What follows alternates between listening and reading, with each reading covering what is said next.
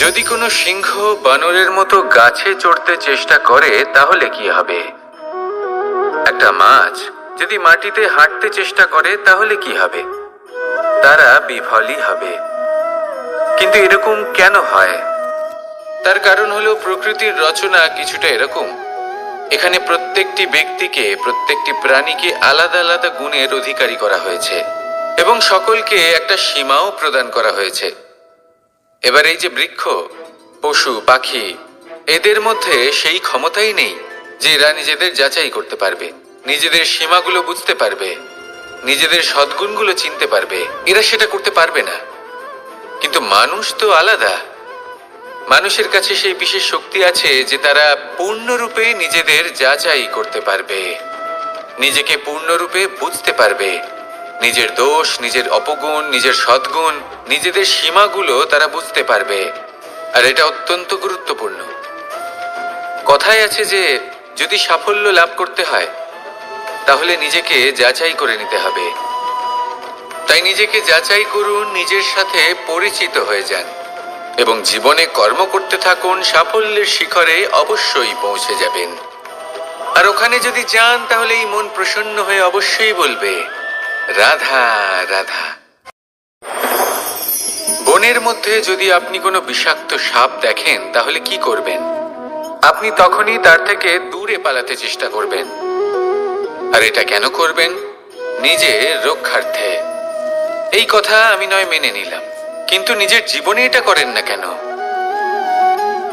আপনি যেখানেই যান, যে স্থানেই যান না কেন, প্রত্যেক সময়, প্রত্যেক মুহূর্তে এমন বিষাক্ত সাপ আপনি অবশ্যই খুঁজে পাবেন।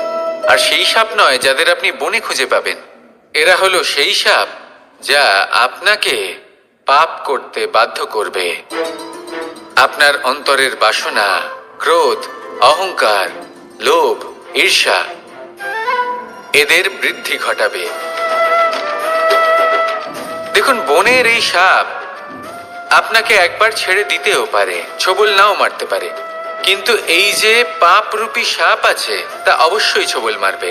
কর্ম যদি করেন তাহলে অবশ্যই ফল পাবেন। সেই জন্য যখনই কোথাও যাবেন, যদি এমন কাউকে দেখেন, যদি এমন কিছু দেখেন যে আপনাকে পাপ করতে বাধ্য করছে, তাহলে সেই মুহূর্তে সেখান থেকে পালিয়ে যান। যেমন বনের সাপ দেখে আপনি পালাতে থাকেন। সৎকর্মের রক্ষা অত্যন্ত আবশ্যক। আসুন আর আমার সাথে ভালোবেসে বলুন, রাধা রাধা। মনুষ্য জীবনের সবথেকে বেশি গুরুত্বপূর্ণ বিষয় হল মনের একাগ্রতা। এই সংসারের যে কটি মহান কার্য সম্পাদন হয়েছে তা হল মনের এই একাগ্রতার একমাত্র ফল। আপনি অবশ্যই দেখে থাকবেন, অনেক ছোট বড় নদী যা বয়ে চলে তাদের সামনে একটা বাঁধ নির্মাণ করা হয় সেই সব নদীর জল সঞ্চয় করতে। বাঁধ হয়ে গেলে প্রয়োজন মতো বা মনের ইচ্ছে মতো তাকে ব্যবহার করা সম্ভব। এবার এটাই আমাদের মনের সাথেও সম্ভব। আমাদের মনের একাগ্রতা আজকের দিনে দাঁড়িয়ে বিভিন্ন ধরনের বিকার, ক্রীড়া এবং ভোগের মধ্যে ভাগ হয়ে গেছে। একে একত্রিত করতে হবে, একটা বাঁধ নির্মাণ করতে হবে, কর্মের বাঁধ। আপনাকে শুধু এটাই করতে হবে, যেটা উচিত কর্ম সেটাই করুন, যেটা অনুচিত কর্ম সেটা করা থেকে নিজেকে বিরত রাখুন। ব্যাস, এই কাজটাই আপনি করতে থাকুন, করতে থাকুন। মনের মধ্যে একাগ্রতার বাঁধ নির্মাণ করুন। আর একবার যদি তা নির্মাণ হয়ে যায় তাহলে যখন চাইবেন, যেখানে চাইবেন, যতটা চাইবেন একাগ্রতা প্রয়োগ করতে পারবেন। আর একবার যদি আপনি এটা শিখে যান তাহলে এই সংসারকে বদলে ফেলার মতো কাজ আপনি করতে পারবেন, সমাজকে শোধরাবার মতো কাজ করতে পারবেন। তাহলে এই মনকে একাগ্র করুন আর আমার সাথে ভালোবেসে বলুন, রাধা রাধা। আমরা সবাই ফল খাই, কিন্তু আমাদের সেই ফলই প্রিয় হয় যে পরিপক্ক হয়ে ওঠে, যেটা নম্র হয়, আর যে ফল অনেক বেশি মিষ্টি আর সুস্বাদু হয়ে থাকে, যাদের রঙে বাহার দেখা যায়। সেইভাবে জীবনে আমরা নানান মানুষের সাথে পরিচিত হই, কিন্তু সেই মানুষই আমাদের মন ছুঁয়ে যায় যারা বিনম্র স্বভাবের, যাদের বাণী খুব মধুর, যাদের অন্তরে আত্মবিশ্বাসের একটা তেজ, একটা রং দেখা যায়। এবার এমন ব্যক্তি আমরা কি করে হব? ঠিক সেইভাবেই যেমন একটা ফল রোদ, বর্ষা, শীত, বায়ু, এই সকল সংকটময় পরিস্থিতির সম্মুখীন হয়ে পরিপক্ক হয়ে ওঠে, সেইভাবেই মানুষ সংকটময় পরিস্থিতির সম্মুখীন হয়ে পরিপক্ক হয়ে ওঠেন। যদি এই সংকটের সম্মুখীন হন তাহলে অভিজ্ঞ হবেন, আর এই অভিজ্ঞতাই শিক্ষা দিয়ে যাবে। এই অভিজ্ঞতা আমাদের শিখিয়ে দেয় যে আমাদের বিনম্র থাকতে হবে। অহংকার করে কোনো লাভ নেই। মধুর বাণীর যে কি মূল্য তা আমরা শিখতে পারি। এই অভিজ্ঞতাই আমাদের বুঝিয়ে দেয় যে উচিত অনুচিত কোনটা আমাদের দৃষ্টিভঙ্গি তৈরি করে, আর এই দৃষ্টিভঙ্গি দ্বারা আত্মবিশ্বাস জাগ্রত হয়। সেই জন্য জীবনে কখনো বিপদ থেকে দূরে পালাবেন না, সেগুলোর সম্মুখীন হন, অভিজ্ঞতা লাভ করুন, তার থেকে শিক্ষা লাভ করুন, এইভাবেই পরিপক্ক হবেন। আসুন আমার সাথে ভালোবেসে বলুন, রাধা রাধা। ধন সঞ্চয় করা সম্ভব, আর সেই জন্য ধন সব থেকে বেশি মূল্যবান সম্পত্তি নয়। এবার আপনি বলবেন, এ আমি কি বলছি? এই ধন খুব মূল্যবান, আমরা সকলে অর্জন করতে ব্যস্ত। সেটা এই কারণে, কারণ আপনারা জানেন না এই সংসারের সব থেকে বেশি মূল্যবান সম্পত্তি কি। এ হলো সেই সম্পত্তি যা কখনো সঞ্চয় করা সম্ভব নয়। আপনার কাছে যতই ধন থাকুক তা দিয়ে আপনি স্বাস্থ্য লাভ করতে পারেন, বাড়ি কিনতে পারেন, আদি ইত্যাদি, কিন্তু আপনি যতই ধনী হন না কেন, ফেলে আসা দিনের একটা মুহূর্ত আপনি লাভ করতে পারবেন না। এই একটা মুহূর্ত, এই সময়, এটাই হলো সংসারের সব থেকে মূল্যবান সম্পত্তি। একবার চলে গেলে তা কখনোই ফিরে আসে না। আর এই মুহূর্ত যতই চলে যাক না কেন, আমরা স্মৃতির মাধ্যমে সেগুলি যাপন করতে পারি, তার আনন্দ উপভোগ করতে পারি। আর যার সাথে আমরা সময় অতিবাহিত করেছি তার স্মৃতিতে আমরা চিরকাল জীবিত থাকতে পারি। সেই জন্য সময় সব থেকে মূল্যবান সম্পত্তি, তাকে এইভাবে নষ্ট করবেন না। প্রত্যেকটা মুহূর্ত উপভোগ করুন, আনন্দ করুন, আর ভালোবেসে বলুন, রাধা রাধা। কনক, কি সুন্দর একটা শব্দ। এর অনেকগুলো রূপ রয়েছে, অনেকগুলো অর্থও রয়েছে। প্রথম অর্থ হলো স্বর্ণ, অর্থাৎ সম্পত্তি। দ্বিতীয় অর্থ ধুতুরা, অর্থাৎ গাছের ছোট একটা বীজ, যা কিনা অত্যন্ত শক্তিশালী হয়। যদি বেশি মাত্রায় এর প্রয়োগ করা হয় তাহলে এটা বিষময় হয়ে উঠতে পারে। এই হলো সেই ধুতুরা যার প্রয়োগ মহাদেবের পুজোতে করা হয়। এবার প্রশ্ন হলো এটাই যে এই স্বর্ণ এবং এই ধুতুরার মধ্যে মিল কি রয়েছে। মিল হলো এটাই যে এই দুটোই মানুষকে মত্ত করে তোলে। ধুতুরা মানুষকে তখন মত্ত করে যখন তাকে সেবন করা হয়, কিন্তু স্বর্ণ, ধন, সম্পত্তি, মানুষ এটা যতটাই অর্জন করে নেয় সেটাই যথেষ্ট। এই স্বর্ণ মানুষের ভাবনা চিন্তা করার ক্ষমতাকে বশ করে ফেলে। মানুষ সম্পত্তির লোভে মত্ত হয়ে ওঠে, কারণ যে যত চমৎকারী, যতটা অমূল্য হয় তাকে সামলানো কিন্তু ততটাই কঠিন, তাই না? তাই মনে রাখবেন, ধন, স্বর্ণ, সম্পত্তি এগুলো ধুতুরার থেকেও অনেক বেশি বিষাক্ত হতে পারে। তাই এর ওপর আত্মসংযমের একটা কবচ পরিয়ে রাখবেন এবং বিবেকের শক্তির সাথে এগুলো প্রয়োগ করুন, তবেই কল্যাণ হবে। আসুন আমার সাথে ভালোবেসে বলুন, রাধা রাধা। মানুষের জীবনে তিনটি গুণ অত্যন্ত প্রয়োজনীয়: শ্রদ্ধা, বিনম্রতা, যোগ্যতা। যদি জ্ঞান লাভ করতে চান তাহলে শ্রদ্ধার প্রয়োজন, যদি মান লাভ করতে চান তাহলে স্বভাবে বিনম্র হওয়া প্রয়োজন, আর যদি মনোবাঞ্ছিত স্থান লাভ করতে চান তাহলে যোগ্যতার প্রয়োজন। বিষয়টা সহজ। শ্রদ্ধা আপনাকে জ্ঞান দেবে, নম্রতা আপনাকে মান, আর যোগ্যতা উচিত স্থান দেবে। কিন্তু যদি আপনি এই তিনটি গুণ সম্মিলিত করেন তাহলে এমন কিছু লাভ করবেন যা এই সব কিছুর থেকে অনেক ঊর্ধ্বে। সম্মান।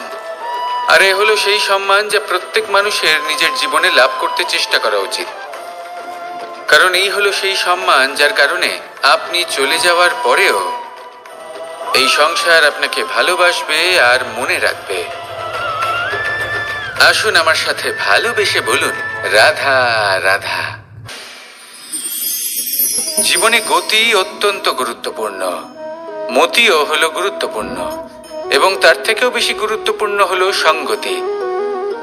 একটা জলের ফোঁটা, তার মধ্যে গতি থাকে, প্রকৃতির মধ্যে তা লাভ করার ইচ্ছে নিহিত থাকে, কিন্তু এই যে সঙ্গতি, তা নির্ধারিত করে যে এই জলের ফোঁটা ঝিনুকের মুখে পড়ে মুক্তোতে পরিণত হবে, নাকি বিষাক্ত সাপের মুখে পড়ে বিষে পরিণত হবে।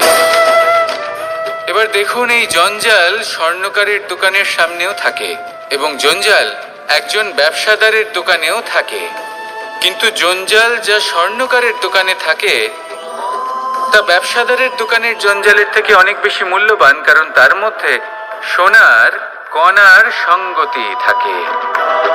সেই জন্য জীবনে সঙ্গতির উপর বিশেষ গুরুত্ব দেবেন।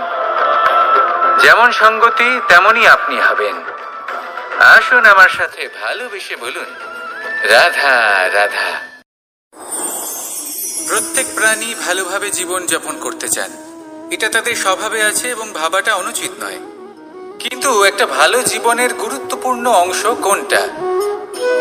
বসবাসের স্থান, সেই স্থান যেখানে আমরা জীবন অতিবাহিত করি। এবার মানুষ ভাবতে পারেন যে একটা ভালো বাসস্থানের অর্থ কি? সেই স্থান যেখানে সহজে জল পাওয়া যায়, যেখানে শুদ্ধ বায়ু পাওয়া যায়, যেখানে আনাজ উৎপন্ন হয়। এটা জীবনযাপনের জন্য পর্যাপ্ত বটে, কিন্তু ভালো জীবনযাপনের জন্য আরো একটা কথা আপনাকে বুঝতে হবে। সাধু, জ্ঞানী, পণ্ডিত ব্যক্তি, এই সকল মহাপুরুষ, এনাদের যে বাসস্থান তা অত্যন্ত বিশেষ হয়। এখানে এক ধরনের বিশেষ ইতিবাচক শক্তি থাকে, এমন একটা স্থান যেখানে দেবতারাও বিচরণ করেন। জীবন আমরা সবাই যাপন করি, কিন্তু জীবনের উদ্দেশ্য শুধুমাত্র জীবন যাপন করা নয়। জীবনের উদ্দেশ্য হলো মুক্তি লাভ করা। আর এই সকল সাধু, জ্ঞানী, পণ্ডিত ব্যক্তি, এই সকল মহাপুরুষ আপনাকে মুক্তির পথে নিয়ে যেতে পারেন, কারণ এরা হলেন সেই মহাপুরুষ যারা নিজেদের অন্তরের বিকার, অহংকার, ক্রোধ, বিদ্বেষ, এই সকল দোষগুলিকে ত্যাগ করেছেন, এদের ওপর বিজয় লাভ করেছেন। এমনই একজন ব্যক্তি আপনাকে মুক্তির পথে নিয়ে যেতে পারে। প্রয়োজন হলো শুধুই এনাদের চিনতে পারা, এদের কথা বুঝতে পারা এবং এদের দেখানো পথে চলা। যদি আপনি এটা করতে পারেন, তাহলে এই মন প্রফুল্ল হয়ে বলবে, রাধা রাধা। আমি এখানে একা এই বনে বসে আছি, বাঁশি বাজাচ্ছি। কার জন্য? কে আছেন এখানে? কেউ নেই। আমার প্রজা, আমার রাজ্য, আমার পরিবার আমার থেকে অনেক দূরে আছেন। আমি এখানে একা এই বনে বসে এই আকাশের এই রঙের, গাছের এই সব ফলের, মাটির সুবাসের আনন্দ উপভোগ করছি। কেন? আমি হলাম দ্বারকাধীশ। এমন কি রাজকীয় বা ভৌতিক সুখ রয়েছে যে আমি ওখানে পেতে পারি না? সবকিছুই পেতে পারি, তাও এখানে বনে একা বসে আছি। কোন সুখ খুঁজে চলেছি? একা থাকার সুখ। আমরা প্রত্যেক দিন অনেক মানুষের সাথে, চিন্তাধারার সাথে, কর্মের সাথে, পরিস্থিতির সাথে সুখ দুঃখের দ্বারা বেষ্টিত থাকি। জীবনের এই চক্রে আমরা জড়িয়ে পড়তে থাকি। যতই আমরা এই সমস্যার সমাধান করি, আমরা ততই এতে জড়িয়ে পড়ি। আমরা এতটাই জড়িয়ে পড়ি যে যখন আমরা আয়নায় নিজেদের দেখি, তখন আমরা নিজেদের চিনতেই পারি না। এমন মনে হয় যেন আমরা নিজেদের হারিয়ে ফেলেছি। সেই জন্য প্রত্যেক দিন আপনি কিছু সময় নিজের সাথে কাটান একান্তে। এটা অত্যন্ত আবশ্যক। নিজের অস্তিত্বের গভীরে গিয়ে দেখতে শিখুন, নিজেকে বুঝুন। অদ্ভুত শান্তির অনুভূতি হবে। যেমন এই বায়ু, এই বৃক্ষ, এই পুষ্প, এই নিসর্গ, এদের মতো আপনিও কখনো একলা হতে শিখুন। কখনো নিসর্গের একটা অংশ হয়ে দেখুন। এই মন প্রসন্ন হয়ে বলবে, রাধা রাধা। ওমা, এ কি? আমি কখন থেকে এখানে অপেক্ষা করছি, হাত পেতে দাঁড়িয়ে রয়েছি যাতে একটা ফল আমার হাতে এসে পড়ে এবং সেটা আমি খেতে পারি। কখন থেকে অপেক্ষা করছি, কিন্তু সেটা হচ্ছেই না। এবার আপনি বলবেন যে এসব কি বলছি, এ কি অদ্ভুত কথা বলছি। যদি ফল খেতে হয় তাহলে আমাকে বৃক্ষে চড়তে হবে, ফলের কাছে পৌঁছতে হবে, তবেই তো ফল পাবো। এবারে এটা অত্যন্ত সহজ ব্যাপার, কিন্তু এই বিষয়টা আপনি নিজের জীবনের প্রসঙ্গে ভেবে দেখুন। লক্ষ্য কোথায় আছে আপনি জানেন, সেই লক্ষ্যে পৌঁছানোর পথ কি সেটাও আপনি জানেন, সেই পথে চলার ক্ষমতাও আপনার রয়েছে, কিন্তু তাও আপনি নিজের লক্ষ্য লাভ করতে পারছেন না। কেন? কারণ আপনি অপেক্ষা করছেন যে লক্ষ্য আপনার সামনে চলে আসবে, কিন্তু তা হয় না। লক্ষ্য সে যাই হোক না কেন, ধন হোক, প্রেম হোক, কোনো সম্মান হোক বা মোক্ষ হোক, যদি আপনি তার দিকে অগ্রসর না হন তাহলে ফল প্রাপ্তি অসম্ভব ব্যাপার, তা কোনোদিনই হবে না। সেই জন্য আপনার চোখের সামনে আপনি যদি নিজের লক্ষ্যকে দেখতে পান তাহলে উঠুন এবং সেই দিকে অগ্রসর হতে শুরু করুন। নিজের অন্তরের সকল অশুভ গুণ দূর করুন, অলসতা ত্যাগ করুন, অজ্ঞানতা ত্যাগ করে দিন এবং চলতে থাকুন। অবশ্যই মনোবাঞ্ছিত ফল লাভ করতে পারবেন। মনে রাখবেন, চলতে থাকলে তবেই লক্ষ্য প্রাপ্তি হবে।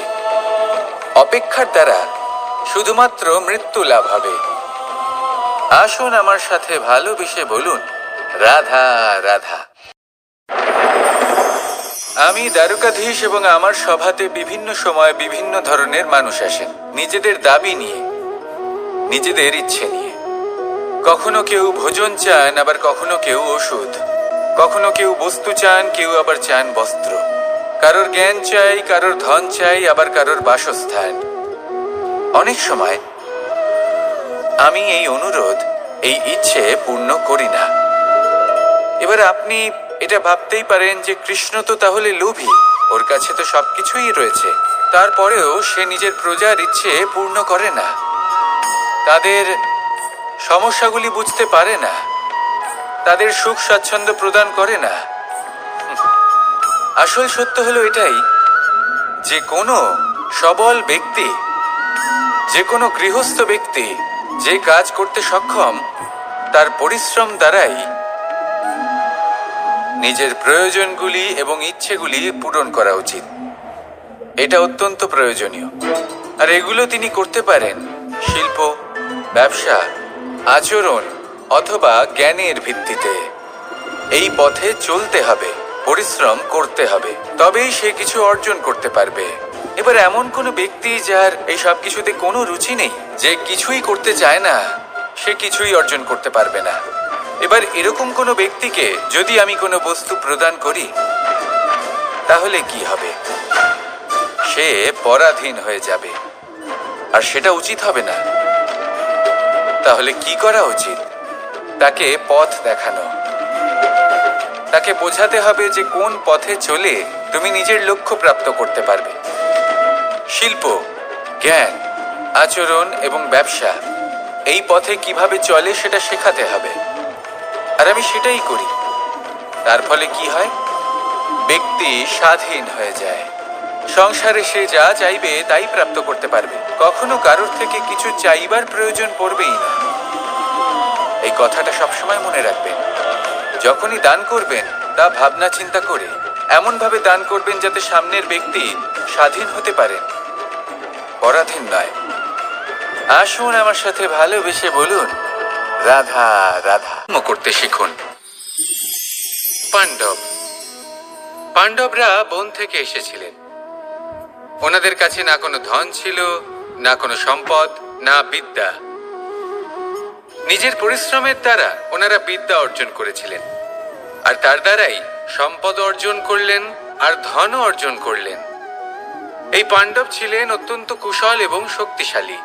যুধিষ্ঠির নিজের পরিশ্রম দ্বারা এমন জ্ঞান অর্জন করেছিলেন যে এই সংসার ওনাকে ধর্মরাজ যুধিষ্ঠির অভিহিত করেছিল। দেখতে গেলে পাণ্ডবদের কাছে সবকিছুই ছিল, কিন্তু যখন বিষয় এলো আরো ধন লাভ করার, তখন যুধিষ্ঠির, যিনি পাণ্ডবদের মধ্যে জ্যেষ্ঠ, তিনি সকল পাণ্ডবদের সাথে দ্যুতক্রীড়ায় অংশগ্রহণ করে ফেললেন। এর ফলে না শুধু ধনলক্ষ্মী, ধর্মলক্ষ্মী, বিবেক লক্ষ্মীকেও হারালেন, আর শুধু তাই নয়, নিজের গৃহলক্ষ্মী দ্রৌপদীকেও হারিয়ে ফেললেন। এর কারণ কি? ভুলে গেলেন খুব সহজ একটা কথা, এই সংসারে সম্মান এবং সাফল্য দুটোই পরিশ্রমের দ্বারা লাভ করতে হয়। কিন্তু দ্যুতক্রীড়ার এই খেলা আমাদের ভাগ্যের উপর নির্ভরশীল। এই সংসারে দুটি পথ রয়েছে, একটা পথ যেখানে কর্ম এবং পরিশ্রমের দ্বারা আপনি নিজের পথ নিজেই রচনা করতে পারবেন, আর দ্বিতীয় পথ হলো যেখানে এই ভাগ্য এক মুহূর্তে আপনাকে শিখরেও পৌঁছে দিতে পারে, আবার ধূলিসাৎ করে দিতে পারে। আপনি কোন পথ বাছবেন সেই চয়ন আপনারই। আসুন আর আমার সাথে ভালোবেসে বলুন, রাধা রাধা। কোনো এক সময়ের ঘটনা এটা। মা এবং বাবা হাটে গিয়েছিলেন, তখন আমি আর দাদা গিয়েছিলাম গরু চড়াতে। আমরা বাড়ি ফিরে এলাম, আর মা সেই সময় একটা কাজ করতেন, যখনই হাটে যেতেন দরজা তালা বন্ধ করে যেতেন। উনি খুব ভালো করে জানতেন যে যদি ওনার এই মাখন চোর সঠিক সময়ে পৌঁছে যায় তাহলে এক ফোঁটাও মাখন আর অবশিষ্ট থাকবে না। এবার ঘটনা কিছুটা এরকম হলো যে মা আর বাবা মাঝে মাঝে হাটে যেতেন, তাই মাঝে মাঝে এই দরজা তালা বন্ধ করতে হতো। যখন মা আর বাবা ফিরে এলেন তখন বাবা ভুলে গিয়েছিলেন যে এই চাবির গোছা থেকে ঠিক কোন চাবিটা দরজার তালা খোলার জন্য উপযোগী। উনি চেষ্টা করতে শুরু করে দিলেন, একটার পর একটা চাবি দিয়ে উনি চেষ্টা করতে থাকলেন, কিন্তু সেই দরজার তালা তো খুলতেই চাইছিল না। ওনার মাথা থেকে ঘাম পড়তে শুরু করলো। তখন মা বললেন যে তালা ভেঙে দেওয়া যাক। মা চলে গেলেন, আর বাবা বললেন না না দাঁড়াও, আর কিছু চাবি বাকি আছে, এটা হয়তো খুলতে পারবো। মা হাতুড়ি নিয়ে চলে এলেন সেই তালা ভাঙার জন্য, আর তখনই বাবা শেষ চাবিটা প্রয়োগ করলেন আর দরজার তালা খুলে গেল। যদি উনি চেষ্টা না করতেন তাহলে এই তালাটাও ভেঙে যেত আর চাবিটাও নষ্ট হয়ে যেত, ঠিক কিনা? এবার এই ঘটনাটা আমি দেখেছিলাম, আর আমার মনে হলো যে কখনো কখনো এই চাবির গোছার মধ্যে থেকে শেষ চাবিটাও কিন্তু জীবনের দরজা খুলে দিতে পারে। সেজন্য আপনি যদি জীবনে সাফল্য লাভ করতে চেষ্টা করেন, নিজের লক্ষ্যে পৌঁছতে চান, তাহলে হার মানবেন না। হয়তো দেখবেন আপনার পরবর্তী প্রচেষ্টা বা এই অন্তিম প্রচেষ্টা আপনাকে সাফল্যের পথে নিয়ে গেল। তাই নিরন্তর প্রচেষ্টা করতে থাকুন, জীবনে সাফল্য লাভ করুন। যজ্ঞের আগুনকে শুভ বলে মনে করা হয়, আর সেখানেই চিতার আগুনকে অশুভ মনে করা হয়। এমনটা কেন হয়? এখানে বিষয়টা হলো লক্ষ্য, বিচার এবং সঙ্গের। যখন আমরা যজ্ঞ করি তখন আমাদের লক্ষ্য কি হয়? পরিবেশকে আরো পবিত্র করে তোলা, ইতিবাচক করে তোলা। আমাদের লক্ষ্য শুভ হয়। তারপরে আসে বিচার। এই পরিস্থিতিতে সেই বিচার হলো অগ্নি। স্ফুলিঙ্গ থেকে তীব্র আকার ধারণ করে সমস্ত কাঠকে পুড়িয়ে দেয় এবং সুগন্ধ ছড়িয়ে দেয়। অর্থাৎ যদি আপনার লক্ষ্য শুভ হয় তাহলে তার নিজেই শুভ বিচারধারাকে আমন্ত্রণ জানায়। এই শুভ বিচার তখনই আসবে যখন আপনার সংকল্প শুভ হবে। অন্যদিকে হলো চিতার আগুন। এর লক্ষ্য কি? একটা দেহকে পরধামে পৌঁছে দেওয়া। সবার শেষে সবকিছু আপনার উপরে নির্ভরশীল যে আপনি কোনটা চয়ন করতে চান। আপনার লক্ষ্য যদি শুভ হয় তাহলে আপনার বিচার এবং সঙ্গতি আর তার পরিণাম সবই শুভ হবে। আসুন আর আমার সাথে ভালোবেসে বলুন, রাধা রাধা। এই সংসারের প্রত্যেক বস্তুর, প্রত্যেক পরিস্থিতির, প্রত্যেক আবেগের দুটি দিক আছে। এর মধ্যে পার্থক্য করা সম্ভব শুধুমাত্র দৃষ্টিভঙ্গির দ্বারা। যদি কোনো ব্যক্তি পর্বত শিখরে দাঁড়িয়ে থাকেন তাহলে উনি এটাই দেখতে পাবেন যে এই জলের ধারা সমুদ্রের দিকে বয়ে চলেছে। আরেক ব্যক্তি যিনি সমুদ্রের কাছে দাঁড়িয়ে আছেন তার এটাই মনে হবে যে এই জলের ধারা সমুদ্রের দিকে আসছে। এখানে বিষয়টা হলো দৃষ্টিভঙ্গির, আর এটাই সময়ের সাথেও হয়ে থাকে। অনেক সময় মানুষ চিন্তিত হয়ে পড়েন, ত্রস্ত হয়ে পড়েন যে তার কাছে হয়তো খুব কম সময় আছে, তাতে তিনি অনেক কিছুই করতে পারবেন না, আর একটু সময় থাকলে খুব ভালো হতো। তিনি এভাবেও ভাবতে পারেন যে অল্প হলেও সময় বাকি তো রয়েছে। অর্থাৎ যা অবশিষ্ট আছে তাকে সংরক্ষণও করা সম্ভব, তাতে জীবন যাপনও করা সম্ভব। আর এটা নির্ভর করছে আপনার উপর। তাই দৃষ্টিভঙ্গি ইতিবাচক রাখুন। জীবনে দুই ধরনের আবেগ রয়েছে যার কোনো মূল্য নেই। আমার কথার অর্থ এটা নয় যে এদের কোনো গুরুত্ব নেই, গুরুত্ব যথেষ্টই রয়েছে, শুধু এদের জন্য আপনাকে কোনো মূল্য দিতে হয় না। প্রথম আবেগ হলো আনন্দ, প্রসন্নতা। এটা আপনি যে কোনো জায়গায় খুঁজে পেতে পারেন যদি আপনি খুঁজে পেতে চান। আপনি কোনো পুষ্পের সৌন্দর্য দেখে প্রসন্ন হতে পারেন। বায়ুর কারণে যখন একটি বৃক্ষ শিহরিত হয় সেটা দেখে আপনি প্রসন্ন হতে পারেন। একটা ছোট্ট শিশুর কলরব শুনেও আপনি প্রসন্ন হতে পারেন। একটা ক্রন্দনরত বালককে হাসিয়ে আপনি প্রসন্ন হতে পারেন। সবকিছু আপনার উপর নির্ভরশীল। সেখানে আরেকটি আবেগ হলো দুশ্চিন্তা। মানুষ বড়ই দুশ্চিন্তা করতে থাকে। আজ আমি এই কাজ করেছি, সেই বিষয়ে চিন্তা। আজ আমি এই কাজ করতে পারিনি, সেই বিষয়ে চিন্তা। কাল আমাকে এই কাজ করতে হবে, সেই নিয়ে চিন্তা। আমি কি সেই কাজটা করতে পারবো, সেই বিষয়েও দুশ্চিন্তা। চিন্তা সর্বত্র রয়েছে, যার জন্য মূল্য দিতে হয় না। যত চান আপনি একত্রিত করতে পারেন। একটা গুরুত্বপূর্ণ কথা মনে রাখবেন, প্রসন্নতা জীবনের একটা নতুন সূত্রপাত। সেখানে দুশ্চিন্তা হলো জীবনের চিতার সমান। এবার এই দুটি আবেগ হলো মূল্যহীন, দুটোই আপনার সামনে আছে। কোনটা চয়ন করবেন আপনি, দুশ্চিন্তা নাকি প্রসন্নতা? সিদ্ধান্ত আপনারই। আসুন আর আমার সাথে ভালোবেসে বলুন, রাধা রাধা। ধন, সম্পত্তি, এগুলো আসলে কি? এগুলো শুধু সেই মূল্য যার দ্বারা আমরা কোনো কিছু অর্জন করতে পারি। এবার এই ধনের দ্বারা এই সংসারে অনেক কিছু লাভ করা সম্ভব, কিন্তু সেই সব কিছুই শুধুমাত্র ভৌতিক বস্তুই হবে, ভৌতিক সামগ্রী, ভৌতিক সুবিধা। অর্থাৎ আপনার কাছে যতই ধন থাকুক, তা আপনাকে শান্তির ঘুম এনে দিতে পারবে না, আপনাকে জীবনের বাস্তব সুখের অনুভূতি লাভ করাতে পারবে না। কারণ এগুলো ভৌতিক ধন, এই ভৌতিক বস্তুই অর্জন করাতে সক্ষম। বাস্তবিক ধন কি? যদি এই প্রশ্ন আপনার মনে আসে, তাহলে তার উত্তর আমি আপনাকে দেব একটা উদাহরণের মাধ্যমে। কখনো আপনি শুনে থাকবেন যে একজন পিতা আজীবন অনিষ্ট করেন, অনর্থ করেন, খারাপ কাজ করেন শুধু ধন অর্জনের জন্য। তিনি ভাবেন যে আমি ধন অর্জন করব আর নিজের সন্তানকে একটা উজ্জ্বল ভবিষ্যৎ প্রদান করব, একটা সুখ স্বাচ্ছন্দ্যময় জীবন দান করব। এবার সন্তান যখন জন্ম লাভ করে, তখন সে ভাগ্যের জোরে সেই ধন ভোগ করে। যেরকম সে পায় সেরকমই তার ব্যবহার সে করে। কখনো আপনি এটাও দেখে থাকবেন যে সেই সন্তান সমস্ত ধন নষ্ট করে ফেলে, আর সেই পিতা যিনি সমস্ত ধন সঞ্চয় করেছেন, যিনি সেই ধনের প্রভু, আজ সেই ধনের প্রহরী হয়ে রয়েছেন। এবার এরকম কেন হয়? এরকম তখনই হয় যখন সেই পিতা বুঝতেই পারেন না যে তার জীবনের আসল ধন কি। সেই আসল ধন তার সন্তানকে সে দিতেই পারে না। যদি পিতা তার সন্তানকে কর্মের জ্ঞান দিতে পারেন, উচিত কোনটা অনুচিত কোনটা সেই শিক্ষা দিতে পারেন, সংস্কারের প্রকৃত শিক্ষা দিতে পারেন, তবে সেটা ধনের থেকে অনেক বেশি গুরুত্বপূর্ণ। এটাই হলো জীবনের বাস্তব ধন। আপনি সেই কথা তো অবশ্যই শুনে থাকবেন, কুসন্তান হলে ধন সঞ্চয় করে কি হবে, সুসন্তান হলে ধন সঞ্চয় করে কি হবে।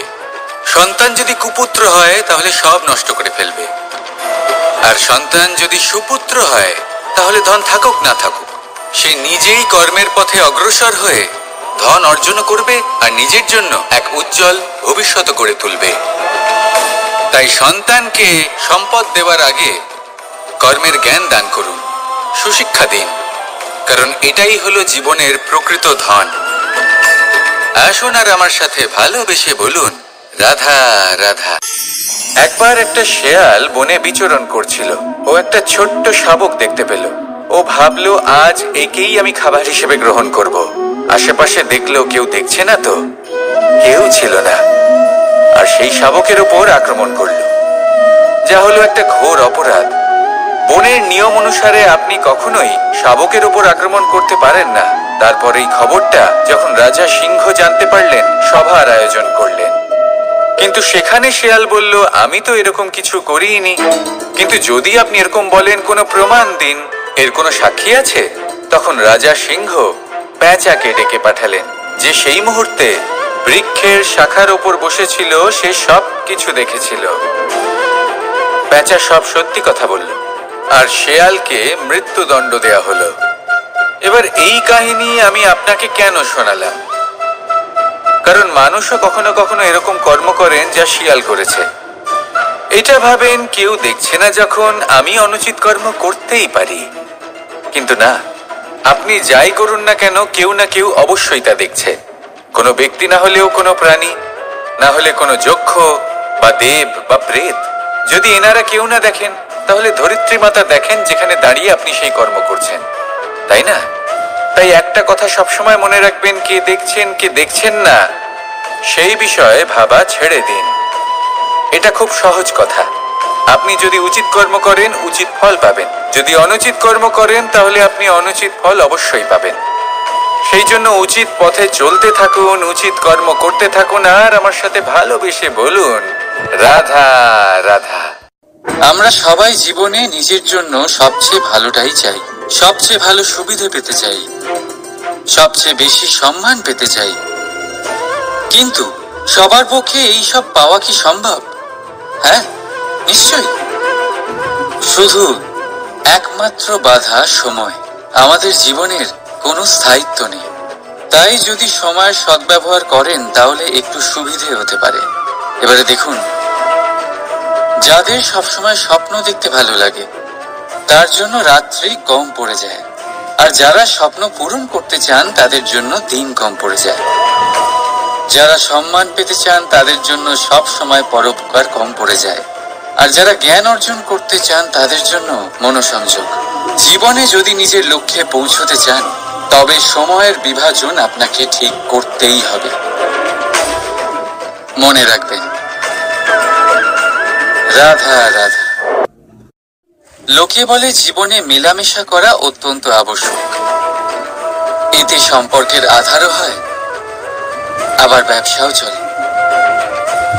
কিন্তু সবচেয়ে বেশি গুরুত্বপূর্ণ হলো ব্যবহার। তাই এই বিষয়ে ভাবুন, আপনার জীবনে কে আপনার সাথে মেলামেশা করবে তা নিশ্চিত করে সময়। আপনি আপনার জীবনে কার সাথে মেলামেশা করবেন তা নিশ্চিত করবে আপনার হৃদয়। আপনি যাদের সাথে মিশছেন, তাদের হৃদয়ে আপনি কতক্ষণ থাকবেন তা নিশ্চিত করবে আপনার ব্যবহার। নিজের ব্যবহার ভালো রাখুন, সব ভালোই হবে। রাধা রাধা। এই ফুল দেখতে পাচ্ছেন আপনি? এটা সেই ফুল যার জীবন এই ডালে শুরু হয়েছিল। দর্শকদের চোখে প্রশংসা দেখলো সে। মধুর লোভে মৌমাছিরা এলো, আর তারপর ডাল থেকে ভেঙে নিচে পড়ে গেল সে। কেন? নিয়তি এরকম কেন করলো? ভাবুন। কারণ এই ডালেই ফুল হয়ে থাকাটা এই ফুলের জীবনের লক্ষ্য কখনোই ছিল না। এবার এই ফুল হয় দেবতাদের সজ্জায় ব্যবহৃত হবে, নয় কোনো কন্যার গয়নায় গাঁথা হবে, আর নয় কারোর প্রেম প্রদর্শনের মাধ্যম হবে। দেখুন, জীবনে নিজের লক্ষ্যে পৌঁছতে হলে যাত্রাকে ভয় পেলে চলবে না। নিজের অস্তিত্ব তৈরি করতে হলে তাদের ছায়া থেকে আপনাদের দূরে যেতেই হবে, যারা আপনাকে অস্তিত্ব প্রদান করেছেন। এটাই জীবনের নিরন্তর সত্য। রাধা রাধা। আমাদের সকলের জীবনে কখনো না কখনো পাথর দ্বারা আঘাত লাগেই। আর এই সংসারও আমাদের ওপরে কখনো না কখনো পাথর বর্ষণ করে। কখনো আমাদের খারাপ ভেবে, আর কখনো আমাদের অসফল ভেবে, কখনো আমাদের বুদ্ধিহীন ভেবে। কারণ অনেক আছে, কিন্তু এই পাথর দ্বারা আমরা আঘাত পাবো কি পাবো না, তা সম্পূর্ণ আমাদের হাতে। হয় আপনি এই পাথরের আঘাত পেয়ে চোখের জলে ডুবে থাকতে পারেন, আর নয়তো যদি আপনি চান, তাহলে এই পাথর দিয়ে সেতু বানিয়ে সকল সমস্যার সাগর অতিক্রম করতে পারেন। সিদ্ধান্ত আপনার। এই পাথর, এ হলো প্রতীক আমাদের নিন্দার, আমাদের আলোচনার, যে এই আলোচনা নাকারাত্মকভাবে দেখবে সে শুধুমাত্র কষ্টই পাবে, আর যে এই আলোচনাকে নিজের বিকাশের আধার বানাবে সেই সাফল্যের চূড়ায় পৌঁছবে। তাই মনে রাখবেন, আলোচনা আপনার শত্রু নয়, আপনার সবচেয়ে বড় মিত্র। রাধা রাধা। মিষ্টি জল সবার পছন্দ, কিন্তু নোনতা জল কেউ পছন্দ করে না। এইবার ভাবার বিষয় হলো মুক্ত, যা সমুদ্রের গহ্বরেই তৈরি হয়। নোনতা জলের মধ্যে থেকেই প্রতি মুহূর্তে অন্য প্রাণীদের থেকে বেঁচে নিজের অস্তিত্বকে বাজি রেখে ঝিনুক মুক্ত প্রদান করে থাকে। কখনো ভেবেছেন কেন? কারণ সংকটের সম্মুখীন না হয়ে, চরম পরিস্থিতির সাথে না জড়িয়ে আপনার কখনোই সুখ প্রাপ্তি হবে না। তাই নির্ভীক হয়ে সংকটের সম্মুখীন হন, আর আমার সাথে ভালোবেসে বলুন, রাধা রাধা। আমরা সকলেই সময়ের গুরুত্ব বুঝি। সময় আমাদের তৈরি করে, আর সময়ই আমাদের নষ্ট করে দেয়। কখনো ভালো সময় আসে, আর কখনো ভীষণ খারাপ সময় আসে। তবে আশ্চর্যের বিষয় এটাই যে সব জেনেও আমরা সময় নষ্ট করি। মনে রাখবেন, সময় শুধু বয়ে যায়, কখনো ফিরে আসে না। তাই ভালো সময় আসার অপেক্ষায় সময় নষ্ট করবেন না। যাই করবেন আজ, এক্ষুনি, এই মুহূর্তে শুরু করুন। তা সেটা কাউকে আনন্দ দেওয়াই হোক, বা নিজেকে বদলানোর চেষ্টা করা হোক, যাই হোক না কেন, বিলম্ব করবেন না। কারণ সময় শুধুমাত্র তাকেই সঙ্গ দেয় যে সর্বদা সময়কে সম্মান করে। রাধা রাধা। কথায় আছে, সবকিছু সীমা থাকে। মুশকিলের, কষ্টের, সংকটের, অন্ধকারের। যার কোনো সীমা নেই তা হলো কেবলমাত্র কঠোর পরিশ্রমের। আপনি নিশ্চয়ই দেখেছেন, রাত্রি যতই অন্ধকারময় হোক, তারারা পরিশ্রম করে তার সাথে লড়তে থাকে, আর অবশেষে সকাল হয়েই যায়। ঝড়ে পাখিদের বাসা ছিন্ন বিচ্ছিন্ন হয়ে যায়, কিন্তু পাখিরা নিজের পরিশ্রম দ্বারা তা আবার বানিয়ে নেয়। কারণ যা সীমিত তাকে অসীমের কাছে হারতে হয়, আর পরিশ্রম অসীম। রাধা রাধা। প্রবাহিত নদী কত সুন্দর হয়, বলিষ্ঠ হয়। যেদিক দিয়ে বয়ে যায় সেখানে এক নতুন জীবন প্রদান করে, ধরণীকে উর্বর করে, আকাল দূরে রাখে। আর হয়তো এই জন্যই নদীকে মায়ের মতো পুজো করা হয়। কিন্তু আপনি কি কখনো ভেবে দেখেছেন যে নদীর জন্ম কি করে হয়? এ কি শুরু থেকেই এমন বিশাল আর খরস্রোতা হয়? না, বৃষ্টির ছোট ছোট ফোঁটা একসাথে সম্মিলিত হয়ে এক সূক্ষ্ম ধারা তৈরি করে, আর সেই ধারাগুলি পর্বতের বরফ কেটে তাদেরকে গলিয়ে জলপ্রপাত হয়ে ঝরে পড়ে পাথরের সাথে ধাক্কা খেয়ে তারপরেই সে নদী হয়ে ওঠে। ঠিক সেইভাবেই এত সহজে কেউ মহান হয়ে ওঠে না। ছোট ছোট চেষ্টা মিলে এক বিশাল ব্যক্তিত্ব তৈরি করে। তাই জীবনে সর্বদাই চেষ্টা করতে থাকুন। অস্তিত্ব নিজে থেকেই প্রকাশ পাবে। রাধা রাধা। কখনো কখনো আমরা নিজের মা বাবার ওপর কতটা রেগে যাই, মনে করি ওনাদের মন আমাদের দিকেই নেই। আমরা ভাবি ওনাদের কাছে আমাদের কোনো অস্তিত্বই নেই, আর তাই আমরা রেগে যাই। কিন্তু আপনি কি কখনো এমন অনুভব করেছেন যে আমাদের চোখ দিয়ে আমরা আমাদের নাক কখনো দেখতেই পাই না? কারণ তা চোখের ভীষণই কাছে থাকে, দুই চোখের মাঝখানে। কিন্তু যখন কেউ মুখে আঘাত করে, হাত সর্বপ্রথম নাককেই সুরক্ষিত করার চেষ্টা করে। মাতা পিতাও অনেকটা এরকমই হয়। আপনার ভালোর জন্য, আপনার সুরক্ষার জন্য তারা সবসময় তৈরি। তাই তাদের প্রেমকে কখনো সন্দেহ করবেন না। আবশ্যক নয় তাদের প্রেম আপনি সবসময় স্পষ্টভাবে দেখতে পাবেন, কারণ এই এক এমন প্রেম যা সর্বদাই আপনার সাথে ঢাল হয়ে আপনার রক্ষা করতে থাকবে। রাধা রাধা। বাবুল গাছ কত বিশালাকার হয়, পিপুল গাছও বিশালাকার হয়।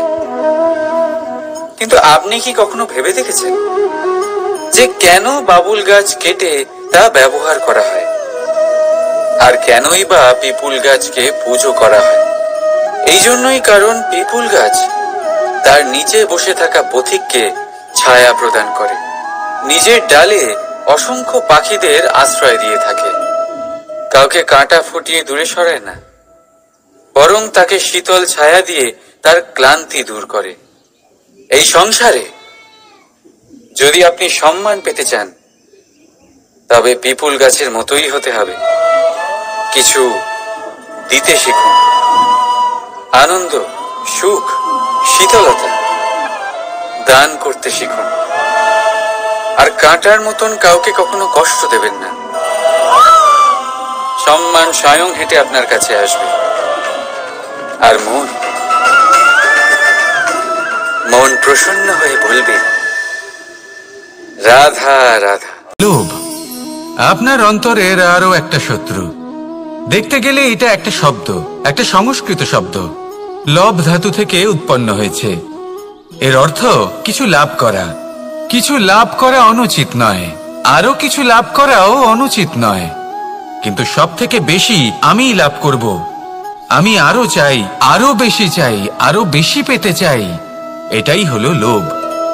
আর এই লোভ যখন গ্রাস করে, তখন আপনি যা পেতে চান, সে ধনই হোক বা মানই হোক, তা অর্জন করার জন্য মানুষ যে কোনো স্তরে পৌঁছে যেতে পারে। যদি মানুষ ধন অর্জন করতে চান, তাহলে তার জন্য তারা অধর্মের পথেও চলতে পারেন। যদি সম্মান অর্জন করতে চান, তাহলে অন্য মানুষকে ছোটও করতে পারেন।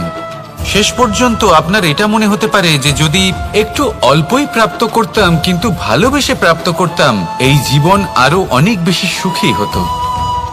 লোভ আপনার জীবনে, আপনার মনে কখন যে প্রবেশ করবে সেটা আপনি জানতেও পারবেন না। তাই এটা চিনতে শিখুন, আর তৎক্ষণাৎ জীবন থেকে বাইরে ফেলে দিন। যা কিছু লাভ করতে চান তা ভালোবেসে লাভ করুন, আর সেই ভালোবাসার সাথেই বলুন, রাধা রাধা। জীবনে ক্ষমা চাওয়া তাও কিছুটা সহজ, ক্ষমা করতে পারা অত্যন্ত কঠিন। ক্ষমা 2 অক্ষরের এই শব্দ হতে পারে, কিন্তু অত্যন্ত বড় এই শব্দ, অত্যন্ত গুরুত্বপূর্ণ এই শব্দ। কখনো কখনো অন্য কাউকে ক্ষমা করে দেওয়া তাও কিছুটা সহজ কাজ, কিন্তু নিজেকে ক্ষমা করতে পারা অত্যন্ত কঠিন হয়ে দাঁড়ায়। অতীতে যদি আমাদের এমন কোনো ভুল হয় যে কারণে আমরা নিজেকে ক্ষমা করতে পারি না, অনেক সময় এমন কিছু ভুল করে বসি যে বিষয় শুধু আমরাই জানি, কিন্তু আমরা নিজেকে ক্ষমাই করতে পারি না, আর আমাদের বিকাশ সেখানে স্তব্ধ হয়ে যায়। কারণ যদি আপনি ক্ষমা করতে না শেখেন, নিজেকে ক্ষমা যদি না করতে পারেন, তাহলে তা আপনার জীবনের সব থেকে বড় বাধা হয়ে দাঁড়াবে। সেই জন্য জীবনে অবশ্যই শিখুন যে কিভাবে নিজেকে ক্ষমা করতে হয়, আর শিখুন যে আগের করা ভুল আবার কি করে না করা যেতে পারে। এই মন হালকা হবে আর প্রসন্ন হয়ে বলবে, রাধা রাধা। এই সংসারে যখনই কোনো সমস্যা আসে, তখন আমরা আমাদের সব থেকে বড় সম্বলের কাছে আশ্রয় খুঁজি, তা হলো আমাদের বিশ্বাস। এবার প্রশ্ন হলো এটাই যে এই বিশ্বাস কার উপর করা যেতে পারে? পরিবারের উপর, বন্ধুর উপর, নাকি তাদের উপর বিশ্বাস করা উচিত যাদেরকে আমরা কখনো সঙ্গ দিয়েছি? দেখুন, এই সংসারে বিপদের সম্মুখীন হলে কে আপনাকে সাহায্য করবে সেটা নির্বাচন করা আপনার হাতে নেই। সেটা সেই সকল ব্যক্তির উপর নির্ভরশীল যে তারা আপনাকে সাহায্য করবে নাকি করবে না। অর্থাৎ যখনই কোনো বিপদ আসে, সর্বপ্রথম তার সম্মুখীন আমাদের নিজেকেই হতে হয়, আর তার জন্য প্রস্তুত থাকা প্রয়োজনীয়। সেই শক্তি, সেই সাহস অর্জন করা প্রয়োজনীয়। দেখুন, যখনই অন্ধকার আসে, তখন সবার আগে কে আপনাকে ত্যাগ করে চলে যায়? আপনার নিজেরই ছায়া। এই অন্ধকারের সম্মুখীন হতে হয় অন্তরের প্রদীপের দ্বারা, অন্তরের আত্মা দ্বারা। তবেই আপনি অন্ধকারের ওপর জয়লাভ করতে পারবেন। সেই জন্য যে বিপদই আসুক না কেন, নিজেকে তার জন্য প্রস্তুত রাখা উচিত। সেই সাহস নিয়ে আসুন। এমন কোনো বিপদ নেই যা আপনাকে ভেঙে দিতে পারে। আসুন আমার সাথে ভালোবেসে বলুন, রাধা রাধা। মানুষ সবসময় চায় যে তার জীবনে যেন কখনো কোনো সমস্যাই না আসে। সে চায় তার জীবন যেন শুধুমাত্র শান্তি এবং সুখের দ্বারা পূর্ণ থাকে। কিন্তু এই চাহিদা অনুচিত কিছু নয়। আমরা সবাই এটাই চাই যে জীবনে সুখ থাক, শান্তি থাক। কিন্তু এই কথা সবসময় মনে রাখবেন, যে সূর্য উদিত হন সংসারকে প্রকাশমান করেন, দুপুরবেলায় সংসারকে রৌদ্র প্রদান করেন, সন্ধেবেলায় তাকেও অস্ত যেতে হয়। এবার আমাদের জীবন চক্র কিছুটা এরকমই। কোনো কিছুই চিরকাল একরকম থাকে না। কখনো এই নদীকে দেখুন যা বয়ে চলেছে। এই নদী যা বয়ে চলেছে তার পথেও অনেক বিপদ আসে। বড় বড় পাথরের সম্মুখীন হয়ে তাকেও সামনে এগিয়ে যেতে হয়। একটি পুকুর যা চারদিক থেকে ঘেরা, তার জীবনে কিন্তু কোনো সমস্যা নেই। কিন্তু এই সংসারে পুকুরের পুজো করা হয় না, পুজো করা হয় নদীকে। মনে রাখবেন, সমস্যার ঊর্ধ্বে তিনি উঠতে পারেন যিনি সমাধি লাভ করেছেন, যিনি এই সংসারেই নেই। যিনি এই সংসারে আছেন এবং জীবিত আছেন, তার জীবনের সমস্যা হলো শ্বাসবায়ুর মতোই গুরুত্বপূর্ণ। আসুন আমার সাথে ভালোবেসে বলুন, রাধা রাধা। আজ আমি আপনাকে একটা ছোট্ট কাহিনী শোনাবো। একবার আমি, রাধা আর দাদা, আমরা তিনজনে মিলে লুকিয়ে একটা উপবনে গেলাম আম পেড়ে খেতে। অনেক পরিশ্রম করে আমরা ওখানে পৌঁছলাম আর আমরা আশ্চর্যচকিত হয়ে গেলাম এটা দেখে যে এবার তো আম পাকেইনি। এবার দাদা কি করলেন, একটা আম পাড়লেন আর সেটা চাখলেন, আর উনি নিরাশ হয়ে পড়লেন। উনি বললেন যে এটা তো খুবই টক। তারপর রাধা একটা আম পাড়লো আর সেটা চেখে দেখল, আর রাধা উৎসাহিত হয়ে পড়ল। আমি রাধাকে জিজ্ঞেস করলাম, কি হয়েছে, তুমি এত উৎসাহিত কেন? তখন রাধা বলল যে এবার এত বেশি টক আম হয়েছে যে এগুলো দিয়ে আমরা আচার বানাবো। তাহলে দাদা ওখান থেকে বেরিয়ে গেলেন নিরাশ হয়ে এবং খালি হাতে। রাধাও ওখান থেকে বেরিয়ে গেল কিন্তু উৎসাহিত হয়ে, আর অনেকগুলো কাঁচা আম সাথে নিয়ে। এর থেকে আমরা কি শিক্ষা পেতে পারি? যে প্রত্যেকটা স্থানে এমন কিছু রয়েছে যেখান থেকে আমরা কিছু একটা শিক্ষা লাভ করতে পারি, যা আমাদেরকে বিকাশের পথে নিয়ে যেতে পারে। এই শিক্ষা প্রত্যেক স্থানে আছে। সবকিছু আমাদের দৃষ্টিভঙ্গির উপর নির্ভর করছে। যখনই আমাদের জীবনে, আমাদের সম্পর্কে কোনো সমস্যা, কোনো বিপদ আসে, তখন বেশিরভাগ মানুষ সেই বিষয় নিয়ে দুঃখী হয়ে পড়েন। আর কিছু মানুষ এমনও থাকেন যারা শেষ পর্যন্ত তার সমাধান করেন, বিপদকে পরাজিত করেন, সম্পর্কগুলিকে আবার জুড়ে দেন। যদি আপনি সুখের খোঁজ করেন তাহলে আপনি সুখ অবশ্যই পাবেন, প্রসন্নতা অবশ্যই পাবেন। যদি আপনি দুঃখ খোঁজেন তাহলে দুঃখ অবশ্যই পাবেন। এবার আপনি কি খুঁজতে চান, সেই চয়ন আপনারই। আসুন আর আমার সাথে ভালোবেসে বলুন, রাধা রাধা। কখনো কোনো প্রজাপতিকে উড়তে দেখেছেন? কি সুন্দর উড়ে বেড়ায় সে, এক ফুল থেকে অন্য ফুলে, এক পাতা থেকে অন্য পাতার ওপর। কিন্তু সে কিভাবে উড়তে শেখে কখনো ভেবেছেন? জন্ম থেকেই কিন্তু প্রজাপতির ডানা থাকে না। ও কিন্তু ছোট্ট একটা ডিমের আকারে জন্ম লাভ করে। তারপর সেই ডিমটি ভেঙে একটি কীট বাইরে আসে। আস্তে আস্তে সে বড় হয়, ওর শক্তি বৃদ্ধি পায়। তারপর সে সেই কীট দশা ত্যাগ করে নিজের ডানাগুলি মেলে। এই প্রক্রিয়া তার কাছে সরল নয়, অত্যন্ত যন্ত্রণাদায়ক প্রক্রিয়া, কিন্তু সে সেই যন্ত্রণা মেনে নেয়। আর তারপর আস্তে আস্তে সে উড়তে শেখে। শুধুমাত্র আকাশে উড়ে বেড়ায় তা নয়, আমাদের মনের মাঝে উড়ে বেড়ায়। এবার এই ডিম থেকে প্রজাপতি হয়ে ওঠার যে যাত্রা, এটা যতটা কঠিন, ততটাই কঠিন হয় এই সংসারে শ্রেষ্ঠ কর্ম করা, ততটাই কঠিন হয় এই সংসারে মহান হয়ে ওঠা। সেই জন্য প্রয়োজনীয় প্রচেষ্টা এবং সময়। নিরন্তর প্রচেষ্টা করতে থাকুন, পর্যাপ্ত সময় নিন এবং আপনি নিজেকে এই আকাশে উড়ন্ত অবস্থায় পাবেন। আসুন আমার সাথে ভালোবেসে বলুন, রাধা রাধা, রাধা রাধা। আপনারা হয়তো ভাবছেন কি আশ্চর্য ব্যাপার, প্রত্যেকবার আমি কথা শেষ হওয়ার পরে রাধা রাধা বলি। এইবার আমি আগেই বলে দিলাম। কারণটা কি? কারণ হলো অত্যন্ত বিশেষ। প্রত্যেকবার কথা সমাপ্ত হবার পরে আপনাদের সবার মধ্যে ভালোবাসা বিতরণ করতে চাই, তাই রাধা রাধা বলি। কিন্তু এইবার এই নতুন এবং বিশেষ সূত্রপাতে প্রথমে প্রেম বিতরণ করা অত্যন্ত আবশ্যক। এবার একটা বিষয় আছে যা জানেন হয়তো সকলেই, কিন্তু বুঝতে খুব কম জন পারেন। এই প্রেম, এই আনন্দ, এই সকল কিছুর সূত্রপাত হয় নিঃস্বার্থ আবেগের দ্বারা। ঠিক যেমন একজন মাতাকেই দেখে নিন।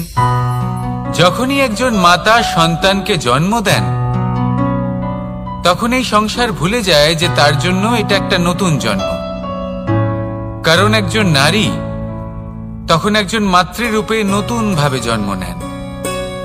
একজন নারী স্ত্রী ও গৃহবধূ রূপে কিছু অধিকার লাভ করে থাকেন, কিন্তু তিনি যখন মা হয়ে যান, তখন তিনি শুধুই দান করতে শেখেন।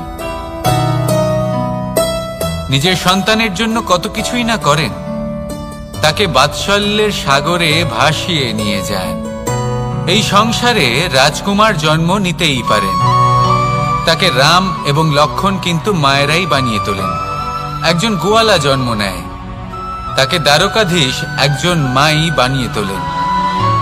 পিতা হলেন সেই পর্বত যার একটা অংশ হলো তার সন্তান, কিন্তু মা হলেন সেই শিল্পী যিনি একটা পাথরকে খোদাই করে এমন এক মূর্তি গড়ে তোলেন যাকে সকলে পূজনীয় মনে করেন। তাহলে স্মরণ করুন সেই সকল মুহূর্ত যেগুলি আপনি নিজের মাতার সাথে অতিবাহিত করেছেন। অনুভব করতে পারবেন যে কিভাবে এক মুহূর্তেই এই মন প্রফুল্ল হয়ে ওঠে। এবারের কারণ কি? এর কারণ হলো এই জীবনের আসল দ্বারই হলো মমতা।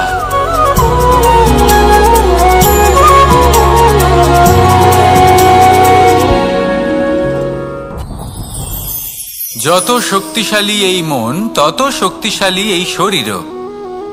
এই যে আমাদের শরীর, এটা আসলে কি? এ হলো একটা রথের মতো। আর একটা রথ ততক্ষণ চলতে পারবে না যতক্ষণ না তাকে কোনো সারথি চালাবে। এই মন হলো শরীরের সারথি। এবার ভাবুন, যদি এই সারথি শক্তিহীন হয়, দুর্বল হয়, তাহলে এই রথের কি হবে? এটা উচিত পথে চলতে পারবে না, উচিত গতিতে চলতে পারবে না, মন মতো স্থানে এটা পৌঁছতেও পারবে না। সেই জন্য মনের শক্তি অত্যন্ত প্রয়োজনীয়। এবার মনের শক্তি আমরা কোথা থেকে লাভ করি? দৃঢ়তার শক্তি থেকে। এবার এই শক্তি আমরা কিভাবে বাড়াতে পারি? আমরা প্রতিদিন কিছু নতুন স্থির করি, কিছু ছোট কিছু বড়। আর যেই আমরা নতুন কিছু পূর্ণ করি, আমাদের মনের শক্তি বেড়ে যায়। আর যদি পূর্ণ না করতে পারি, মনের শক্তি কমে যায়। একটা দেওয়ালের মতো ছোট ছোট ছোট ছোট শিলা আমরা একটার পর একটা স্থাপন করে একটা দেওয়াল তৈরি করি। এতগুলো পাথর যখন একত্রিত হয়ে যায়, তখন এমন এক দেওয়াল তৈরি হয় যাকে ভাঙা প্রায় অসম্ভব হয়ে দাঁড়ায়। সেরকমই হয় মন এবং দৃঢ়তা। ছোট ছোট কাজ করে নিজের লক্ষ্য পূর্ণ করুন। এই লক্ষ্য যদি পূর্ণ হয়, তবে মনের শক্তি বাড়বে। কিছুটা এইভাবে যে যত বড়ই বিপদ আসুক না কেন, সেই বিপদ নিজে হার মেনে নেবে, কিন্তু আপনার মন ততটাই শক্তিশালী থাকবে। তাই মনের শক্তি বাড়াতে থাকুন, যাতে আপনি উচিত পথে চলতে পারেন, উচিত গতিতে চলেন আর মনোবাঞ্ছিত স্থানে পৌঁছতে পারেন। তবেই এই মন প্রসন্ন হয়ে বলবে, রাধা রাধা। আমি রাধাকে ভালোবাসি, আর এই কথাটা সমগ্র সংসার জানে। আর সময় অন্তরে লীলার দ্বারা, বিভিন্ন ঘটনা দ্বারা, কর্মের দ্বারা আমি নিজের এই ভালোবাসা রাধার সামনে প্রকাশ করি। এবার আপনি বলবেন, এসবের কি প্রয়োজন? রাধা কি এই কথা জানে না যে কৃষ্ণ তাকে কতটা ভালোবাসে? অবশ্যই জানে, কিন্তু এই যে ভালোবাসা, তা মনে রেখে দেওয়ার জন্য নয়, তা প্রকাশ করার জন্য। আর বারংবার এই ভালোবাসাকে প্রকাশ করা উচিত, উচিত সময় এবং উচিত সুযোগ দেখে। কিরকম? এবার যদি আপনি প্রেমীর সাথে কোনো উৎসবে থাকেন, তাহলে তার সাথে নৃত্য সঙ্গীত করুন। যদি ভিড়ের মাঝে থাকেন, তখন প্রেমীকে সম্মান করুন, একান্তে প্রসাধন করুন। দুঃখের সময় তার হাত ধরে থাকুন, সুখের সময় আলিঙ্গন করে রাখুন। এই প্রেম যত প্রকাশ করবেন, ততই এই প্রেমের বৃদ্ধি হবে। এই প্রেম আরো বেশি গভীর হবে, অটুট হবে। তাই এই প্রেমকে মনে নয়, আপনার জীবনে স্থান দিন। মন খুলে প্রকাশ করুন আর আমার সাথে ভালোবেসে বলুন, রাধা রাধা। মুঠো হাতের শক্তি বেশি, মুঠো খুললেই তা দুর্বল। তা এমন কি থাকা উচিত এই বন্ধ মুঠোয় যা লাখের সমান? মানসিকতা এবং স্বপ্ন। মানুষ জন্মগ্রহণ করে, তার মানসিকতা সময়ের সাথে উন্নত হয়। মানসিকতা অনুযায়ী সে স্বপ্ন দেখে, আর সেই স্বপ্ন সার্থক করতে সে পরিশ্রম করতে থাকে। কিন্তু খুব গুরুত্বপূর্ণ একটা কথা আছে যা আপনার মনে রাখা উচিত। আপনার এই মানসিকতা, আপনার এই স্বপ্ন, তা যেন আপনার নিয়ন্ত্রণে থাকে। আপনার বন্ধ মুঠোয় যেন এর লাগাম থাকে, আপনি যেন এর প্রভু হন। যদি তা হয়, তবেই আপনি লাভবান হবেন। যদি এরা আপনাকে নিয়ন্ত্রণ করতে থাকে, যদি আপনার মুঠো খুলে যায়, না পথ আপনার নিয়ন্ত্রণে থাকবে, না মানসিকতা থাকবে, না স্বপ্ন নিয়ন্ত্রণে থাকবে। আর যদি তাই হয়, তাহলে আপনি আপনার ভবিষ্যৎ নষ্ট করে ফেলবেন। তাই নিয়ন্ত্রণ করতে শিখুন নিজের বিচার বুদ্ধি, নিজের মানসিকতা, নিজের স্বপ্নকে। নিজের এই স্বপ্ন পূরণ করুন আর আমার সাথে ভালোবেসে বলুন, রাধা রাধা। আমার কাছে যশোদা মা যেমন, আমার কাছে দেবকী মা যেমন, আমার কাছে ঠিক তেমনই হলেন গোমাতা। এবার ভেবে দেখার বিষয় হলো এটা, যে এই সংসারে অসংখ্য প্রাণী আছে। একজন গাইকে একজন মায়ের মর্যাদা কেন দেওয়া হয়? তাহলে এর অনেকগুলো কারণ আছে। এই গাই অর্থাৎ গোমাতা, এনারা হলেন অত্যন্ত শান্ত, শান্তি প্রিয়, কখনো কারোর কোনো ক্ষতি করতেই পারেন না। গোমাতা যে দুধ নিজের বাছুরকে পান করান, সেই দুধই আমাদেরও দেন। সেই দুধ পান করে আমরা শক্তি লাভ করি। এই দুধ থেকে আমরা মাখন, ঘি, পায়েস, এইসব সুস্বাদু খাবার লাভ করি। গোমাতার গোবর আমাদের জ্বালানি হিসেবে সাহায্য করে, যার ফলে খুব কম সংখ্যক কাঠ ব্যবহার করা যায় এবং বেশিরভাগ জঙ্গল সুরক্ষিত থাকে। গোমাতার গোমূত্র, সেটাও আমাদের কাছে লাভজনক। এর দ্বারা আমরা অনেক রোগ থেকে মুক্তি লাভ করতে পারি। গোমাতা যখন একটি বাছুরকে জন্ম দেন, তখন সেই বড় হয়ে আমাদের ক্ষেত কর্ষণ করে। সেই জন্য গাইকেও জীবনে মায়ের মর্যাদা দেবেন। যতটা সম্ভব তাকে সেবা করুন এবং ভালোবেসে তাকে পালন করুন। এই মন নিজে থেকেই প্রসন্ন হয়ে বলবে, রাধা রাধা। চলতে থাকা, থেমে যাওয়া, বিশ্রাম নেওয়া, তারপর দম নিয়ে পুনরায় দাঁড়িয়ে পড়া, আর তারপর আবার সেই পথ চলা। এটা জীবনের অভিন্ন এক অঙ্গ, এটার থেকে আপনি পালাতে পারবেন না। কিন্তু এই অঙ্গকে আপনি নিজের জীবনে কিভাবে প্রয়োগ করবেন, কিভাবে তাকে কাজে লাগাবেন, সেই সিদ্ধান্ত আপনাকে নিতে হবে।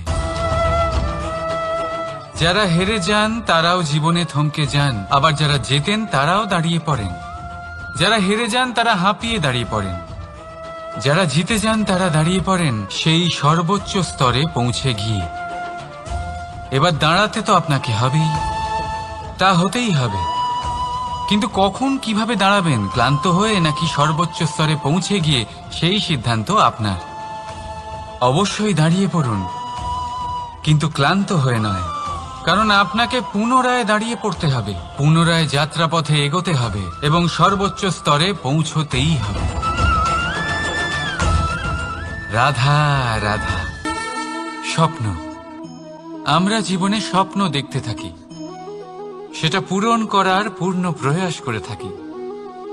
কিন্তু এই স্বপ্ন পূরণ না হওয়ার পরিস্থিতিতে আমরা ভেঙে পড়ি, ছিন্ন বিচ্ছিন্ন হই।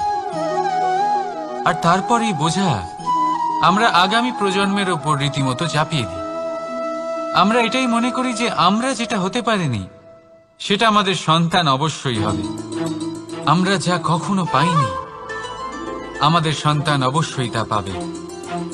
এটা যে অনুচিত সেটা আমরা ভাবি না, কিন্তু এটা ভুল। আর এই ভুল আমরা সকলেই করে থাকি। সন্তান প্রকৃতি আর পরমাত্মার আশীর্বাদ, ওদের ভেতরে তাদের নিজের একটা অস্তিত্ব। রাধা রাধা। এই পুকুর দেখছেন আপনি, পুকুরের জল কখনো প্রবাহিত হয় না, একই স্থানে জমে থাকে। আর সেই কারণে কিছুদিন পর ময়লা হতে শুরু করে। কিন্তু তাও আমরা একে ত্যাগ করি না, আমরা তবুও একে পুজো করি। শুধুমাত্র এই কারণে নয় যে অতীতে সে আমাদের তৃষ্ণা মিটিয়েছে, কিন্তু এই কারণেও যে যদিও বা সে ভবিষ্যতে আমাদের তৃষ্ণা না মেটায়, কিন্তু প্রয়োজন হলে আগুন অবশ্যই নেভাতে পারে। ঠিক সেই রকমই হয় আমাদের সম্পর্ক, সম্পর্ক যা আমরা বহু বছর পরিশ্রম করে তৈরি করি, যে দরকার পড়লে আমাদের সহায়ক হয় কোনো না কোনোভাবে। সেই জন্য সম্মান করতে শিখুন এই সম্পর্কগুলিকে, শিখুন এই সম্পর্কগুলিকে অটুট রাখতে। কথায় কথায় এই সম্পর্কগুলিকে ভেঙে দিতে শিখবেন না। রাধা রাধা। বিষ, এই শব্দটা শুনলেই মনে অনেক কল্পনা জন্ম নেয়। কল্পনা অসহ্যকর তিক্ততা, কল্পনা অত্যন্ত বেদনাদায়ক মৃত্যু। এবার যদি আপনাকে জিজ্ঞেস করা হয় যে সবচেয়ে বিষাক্ত বিষ কোনটা, তাহলে আপনি কি বলবেন? কেউ বলবে সর্পের বিষ, কেউ বলবে কাঁকড়া বিছের, কেউ বলবে কালকিউটের বিষ। কিন্তু না, এই সমস্ত রকম বিষ সেই বিষের সামনে টিকতে পারবে না যাকে আমরা বলে থাকি কানের মধ্যে ঢালা বিষ। শুনতে অত্যন্ত মিষ্টি, কিন্তু তিক্ততায় অত্যন্ত বিষাক্ত। পেটের মধ্যে যাওয়া এই বিষ শুধুমাত্র একটি মানুষের মৃত্যুর কারণ হয়, কেবল একটি।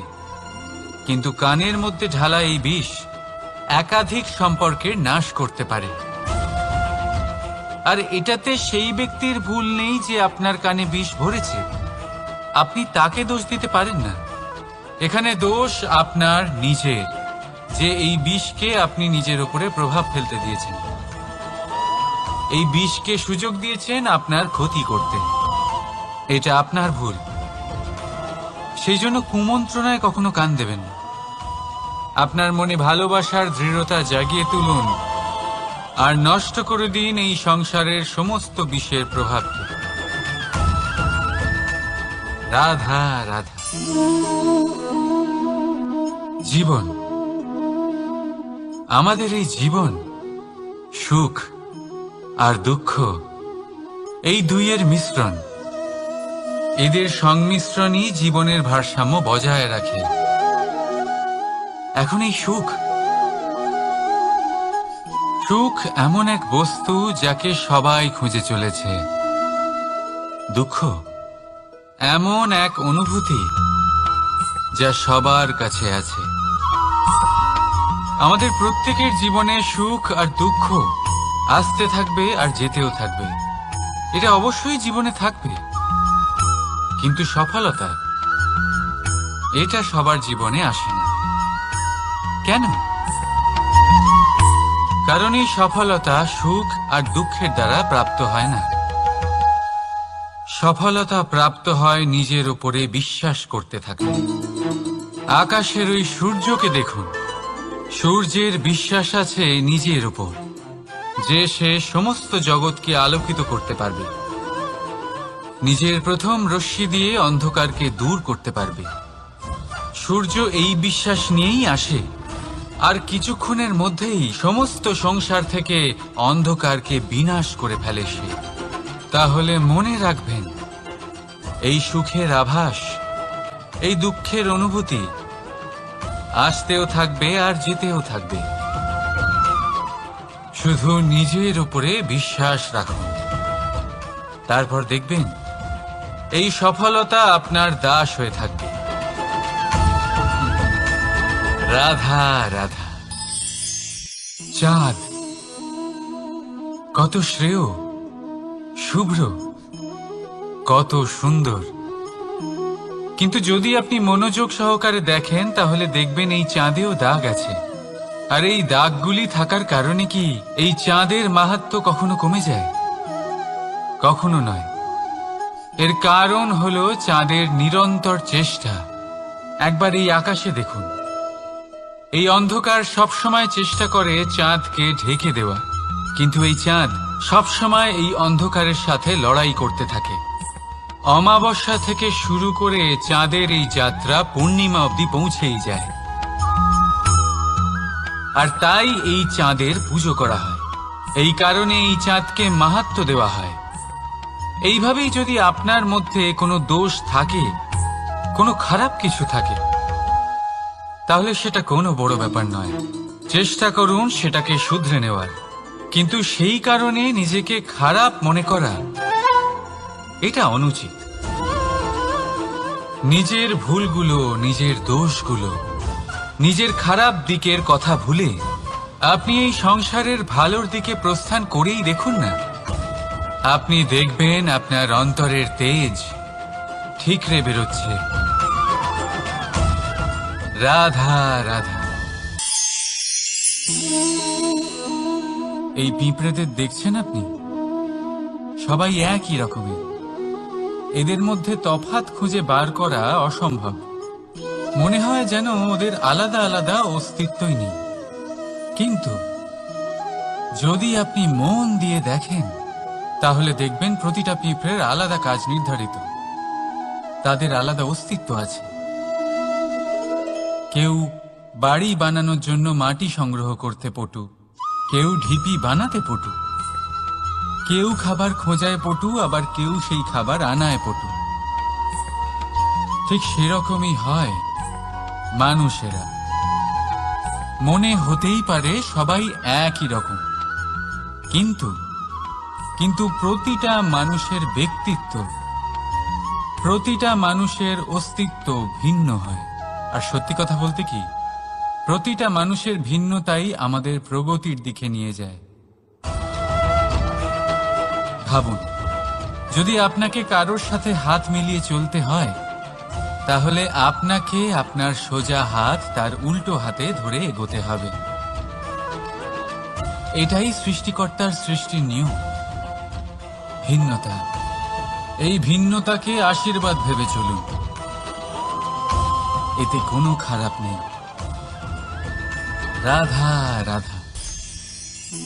দাদা আমাকে বহুবার জিজ্ঞেস করেন যে কানাই, তুমি রাধার সাথে এই সংসারকে প্রেম শেখাতে এসেছ, তাহলে কেন তুমি রাধাকে এত বিরক্ত করো?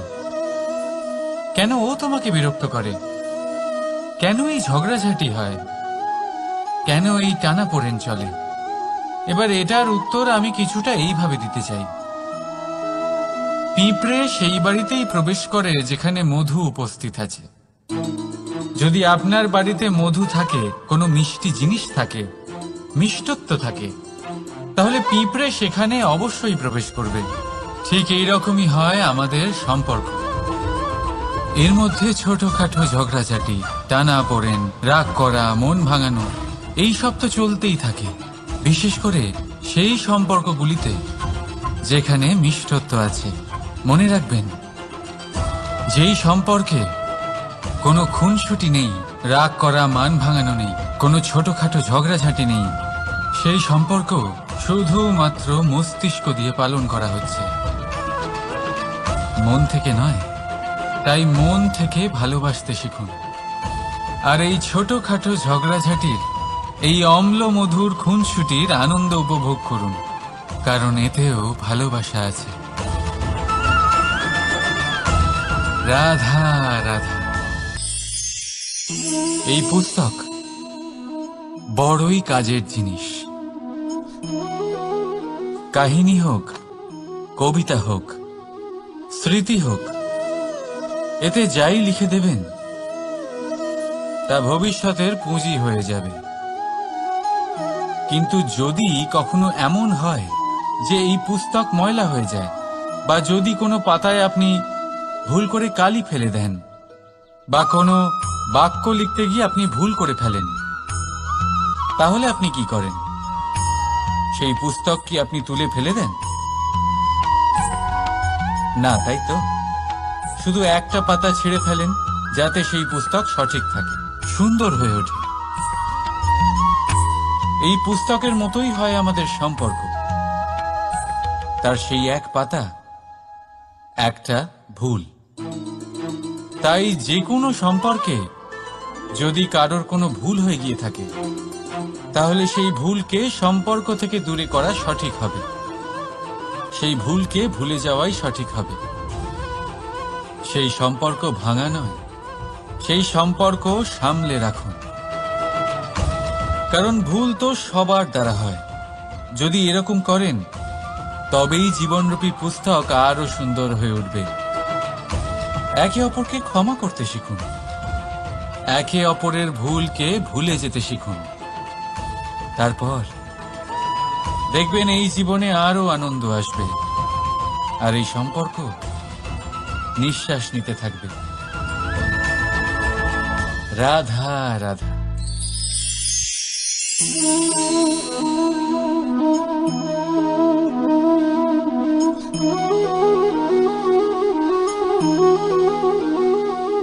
আমার এই ছায়া দেখতে পাচ্ছেন আপনি?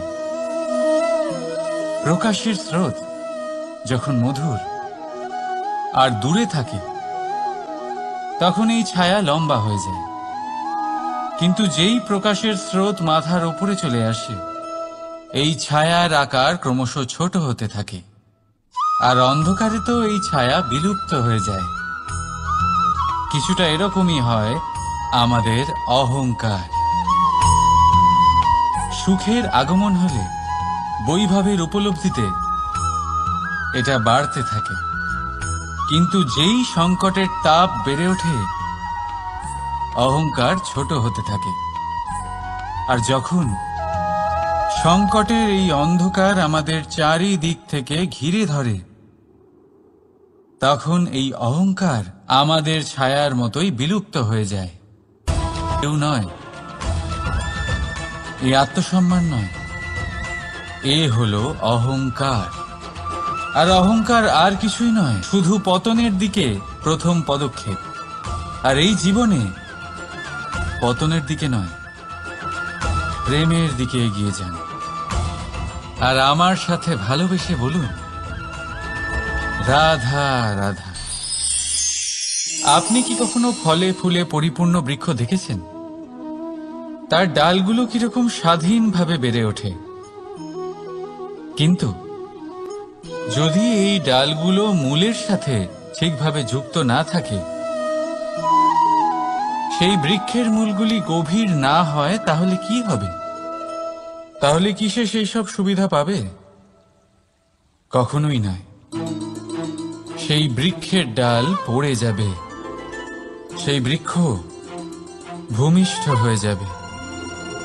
ঠিক সেইভাবেই চিন্তা ভাবনার স্বাধীনতার আনন্দ আপনি তখনই আস্বাদন করবেন, যখন আপনার শিক্ষা গভীর হবে। তাই স্বাধীন থাকুন দৃষ্টিভঙ্গিতে, কিন্তু যুক্ত থাকুন শিক্ষার সাথে। রাধা রাধা। সমাজ, আমরা এই সমাজে বাস করি আর বহুবার একটা গুরুত্বপূর্ণ কথা ভুলে যাই। এই সমাজ আমরা সকলে মিলে তৈরি করি। সমস্ত সময় কাটিয়ে দিই এইটা ভাবতে ভাবতে যে এই সমাজ কি ভাববে, আমার কি করা উচিত, আমার কি ভাবা উচিত, কি পড়া উচিত, কোনটা সঠিক কোনটা ভুল। যদি আমি এটা করি তাহলে কয়েকজনের এটা মনে হবে না তো যে আমি খারাপ, যখন আমি তা নই। মনে ভয় উৎপন্ন হয় সেই কয়েকজন মানুষের জন্য। তার কারণ হলো আমরা আমাদের মনের কথা শুনতে পাই না, না শুনতে পাই, না বলতে পারি, আর না করতে পারি। সেই কয়েকজন মানুষের ভয় আমরা খারাপের বিরোধিতা করা ছেড়ে দিই। কিন্তু কখনো নিজেকে জিজ্ঞেস করুন, শেষ পর্যন্ত কারা এই কয়েকজন মানুষ? এই সংসারে প্রতিটি মানুষেরই নিজের আলাদা আলাদা ব্যক্তিত্ব আছে, আলাদা দৃষ্টিভঙ্গি আছে। তাই যদি আপনি এটা ভাবেন যে আপনি সবাইকে খুশি করতে পারবেন, তাহলে আপনি ভীষণ বড় ভুল করছেন। জীবনে কর্ম তাই করুন যাতে আপনার অন্তরাত্মা সন্তুষ্ট হয়, আর অন্তরাত্মা সন্তুষ্ট তখনই হবে যখন আপনার কর্ম শুভ হবে। তাই নিজের মনের কথা শুনে এই সংসারে শুভ কর্ম করতে থাকুন, তবেই এই সংসারের কর্মে আপনি সার্থক হবেন।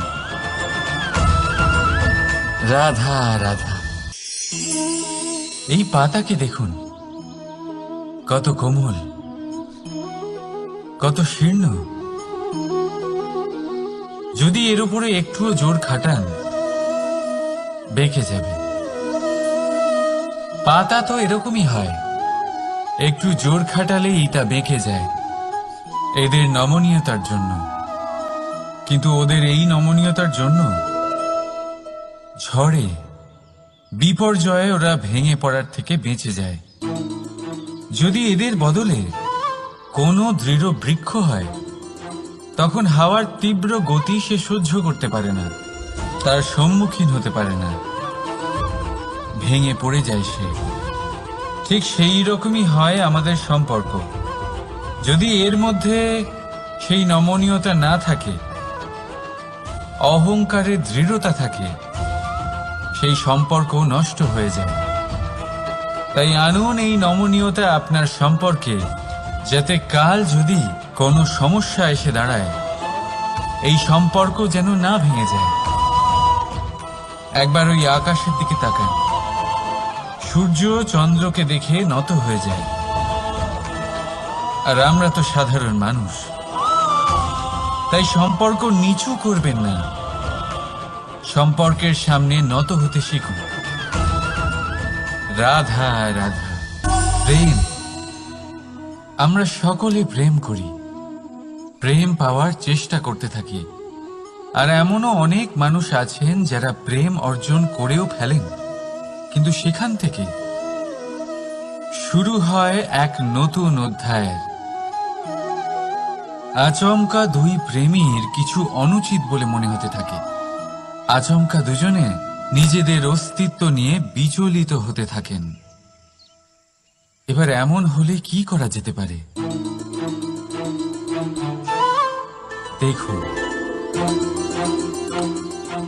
এই হলো হলুদ,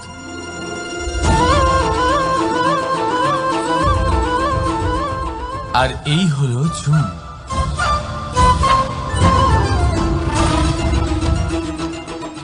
এবার এটাকে দেখুন, যখন চুন আর হলুদকে একসাথে মিলিয়ে দেওয়া হলো, তখন ওরা নিজেদের রং ত্যাগ করে দিয়ে একটা নতুন রং তৈরি করল। প্রেমের রঙও কিছুটা এইভাবে অর্জন করা হয়। এখানে কোনো আমি থাকে না, শুধু আমরা হয়, শুধু একাত্ম হয়। সেই জন্য ত্যাগ করুন নিজের অস্তিত্বকে, আর মনের উত্তেজনাকে আলিঙ্গন করুন। তারপর দেখুন আপনার এই প্রেম আপনাকে কোথায় কোথায় নিয়ে যায়। রাধা রাধা।